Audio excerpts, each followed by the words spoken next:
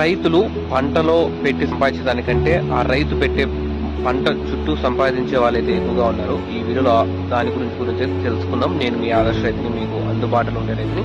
ఇంకైతే మెయిన్ గా రైతులు తెలుసుకోవాల్సిన ఏముంటే, ఫర్ ఎగ్జాంపుల్ ఒక గ్రామం, మా గ్రామమే కానీ మీ గ్రామం కానీ ఏ గ్రామం అన్నా కానీ ఒక 100 మంది రైతులైతే 100% పంట పెడతారు. ఒక్కొరు ఎకరాకి 2 లక్షలు అయితే ఖర్చు చేస్తారు. మన ఏరియాలో టమోటాకి అయితే, మిగతా ఏరియాలో ఎలా ఉంది తెలియదు. ఇప్పుడు 2 లక్షలు 100 మంది పెడితే 2 కోట్లు అయితే అవుతుంది.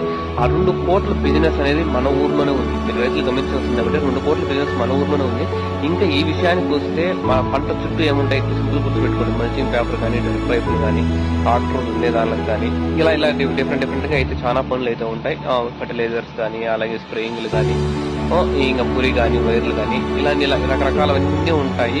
పురిగడ్డే కానీ, గాతాలు వేసే కానీ, కట్లు కానీ, ఇవన్నీ రకరకాల పనులు ఉంటాయి. దీనిలో మనం ఈజీగా అయితే ఒక ఎకరాకి 2 లక్షలు అయితే ఖర్చు అవుతుంది. 100 ఎకరాలు 2 కోట్ల బిజినెస్ అనేది మన గ్రామంలోనే ఉంది. మనకు 2 కోట్లు కాకపోయినా మనకు ఒక 10 లక్షలు, ఒక 5 లక్షలు మనకు ఒక ఎకరాకి వేసుకో. మనకి ఎకరాలో 2 లక్షలు వస్తుంది. ఆ 2 లక్షలు ఎకరాకి 10,000 రూపాయలు బిజినెస్ సైడ్ గా ప్లాన్ చేసుకునే వస్తారు. 10,000 ఇంటూ 100 మంది రైతుల్లో మనకు 30-40 మంది రైతులైనా వస్తారు. 40 ఇంటూ 10,000 వస్తే 3-4 లక్షల బిజినెస్ మీరు చేసుకోవచ్చు. సింపుల్ గా ఏదో ఒకటి ప్లాన్ చేసుకోండి. రైతులు ఖాళీగా ఏదో ఉండకన్నా. ఓకే, 2 ఇన్కమ్ లేకపోతే మనం బతకలేము. ఎవరైతేనే కానీ 2 ఇన్కమ్ లేకపోతే బతకలేము. పెద్ద కంపెనీలకి అయితే ఒక్కొక్కరైతే 50-60 కంపెనీలు పెట్టుకుని ఉంటారు. చిన్న వాళ్ళు కూడా అయితే 2-3 బ్రాంచెస్ అయితే పెట్టుకుని ఉంటారు. కాబట్టి మీరు కూడా ఏదో పని చేసుకోండి.